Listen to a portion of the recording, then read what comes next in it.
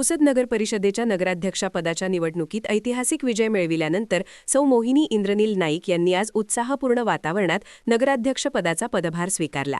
नगर परिषदेच्या प्रशासकीय इमारतीत माजी नगराध्यक्षा अनिताताई नाईक यांच्याकडून त्यांनी औपचारिकरित्या सूत्रे स्वीकारली। यावेळी नगरसेवक, शेकडो कार्यकर्ते व नागरिक मोठ्या संख्येने उपस्थित होते। पदभार स्वीकारताना सौ मोहिनी नाईक म्हणाल्या, जनतेच्या आशीर्वादाने मी या खुर्चीवर विराजमान झाले असून पुसद शहर सुरक्षित, सुशिक्षित, स्वच्छ व संस्कारप्रिय बनवणे हेच माझे मुख्य ध्येय आहे।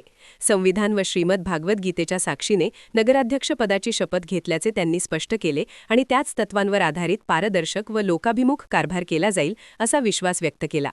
पदभार स्वीकारल्यानंतर पत्रकारांशी संवाद साधताना त्यांनी सांगितले की निवडणुकीपूर्वी प्रसिद्ध केलेल्या जाहीरनाम्यालाच विकासाचा पाया मानून कामकाजास सुरुवात केली जाईल। शहरातील पायाभूत सुविधा, स्वच्छता, शिक्षण, सुरक्षा व नागरिकांच्या मूलभूत प्रश्नांना प्राधान्य दिले जाईल असेही त्यांनी स्पष्ट केले। यावेळी त्यांनी सांगितले की निवडून आलेल्या अपक्ष नगरसेवकांनी बिनशर्त पाठिंबा दिला असून एकूण 22 नगरसेवकांची महायुती स्थापन झाली आहे। त्यामुळे पुढील 5 वर्षे स्थिर व प्रभावी प्रशासन देणे शक्य होईल। महायुतीतील घटक पक्ष म्हणून भारतीय जनता पक्षाला नगर परिषदेचे उपाध्यक्ष पद देण्यात येणार असल्याची घोषणाही त्यांनी केली। राज्यात मुख्यमंत्री देवेंद्र फडणवीस यांच्या नेतृत्वाखालील सरकार असल्याने पुसद शहराच्या विकासासाठी निधीची कोणतीही कमतरता भासणार नाही असा ठाम विश्वासही नगराध्यक्षा मोहिनी नाईक यांनी व्यक्त केला।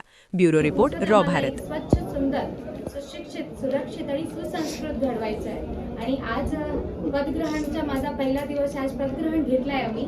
तो आज मी सगळे HODला आणि CO साहेबांना भेटून एक आढावा करणार आणि त्याच्यानंतर जे आम्ही दिलेले शब्द आहे त्याला कसं पाळावं लागणार आणि त्याचं कसं नियोजन करायचं आहे ते नियोजन आज आम्ही करणार। आज सगळे बैठक करून आम्ही ठरवणार की काय कोणत्या पद्धतीने कसं आम्ही, माझा संकल्पना तसं पण आहे की सगळ्यापेक्षा चांगला वॉर्ड कोणता राहणार, सगळ्यापेक्षा चांगला प्रभाग कोणता आहे, त्याप्रमाणे नगरसेवक पण चांगलं काम करू शकणार आणि ते त्यांच्या सगळे चांगले काम करून ते दाखवणार त्यांच्या प्रभागाला आणि वॉर्डला नंबर 1 वर आणण्यासाठी। त्या पद्धतीचा विचार केलेला आहे। अजून त्याला इम्प्लिमेंटेशन कसं करायचं आहे त्या आजची आढावा बैठकमध्ये आम्ही ठरवणार। युती झाली का? जी आघाडी आमची जी घडली आहे त्याच्यामध्ये 5 आमचे 14 राष्ट्रवादी काँग्रेस पक्षाचे उमेदवार, त्याच्यासोबत भाजपचे 5 उमेदवार आणि 3 अपक्ष उमेदवार असं आमचे एकूण 22 लोकांची आघाडी ठरलेली आहे। अध्यक्ष सभापतीचं वाटप कसं आहे? मी आपल्याला सांगतो, उपाध्यक्षपद हा भाजपला एक जाणार आहे आणि ते पूर्ण 5 वर्षासाठी। संख्याबळ असतानाही तुम्हाला प्रश्न असेल की भाजपला असं का, तर माझं मत असं आहे की एक राज्यातलं नाही तर देशातलं सर्वात मोठा पक्ष हा भाजप आहे आणि सन्माननीय मुख्यमंत्री देवेंद्र फडणवीस साहेब, दोन्ही उपमुख्यमंत्री आणि आपले नेते सन्माननीय अजितदादा यांच्या नेतृत्वाखाली आपण तिथे महायुती म्हणून चांगल्या रीतीने महाराष्ट्रात काम करतोय।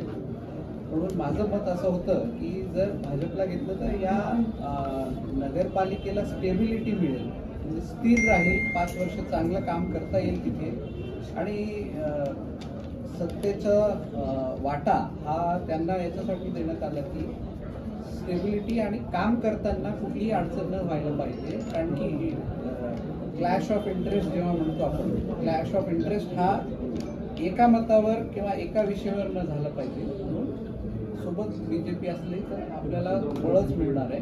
BJPला एक उपाध्यक्षपद आणि एक सभापतीपद असं आपण ठरवू आणि अपक्षांना आपण काही या खुर्चीवर बसताना एक तो आशीर्वाद खूप भेटलाय लोकांचा, ते अनुभूती होत आहे।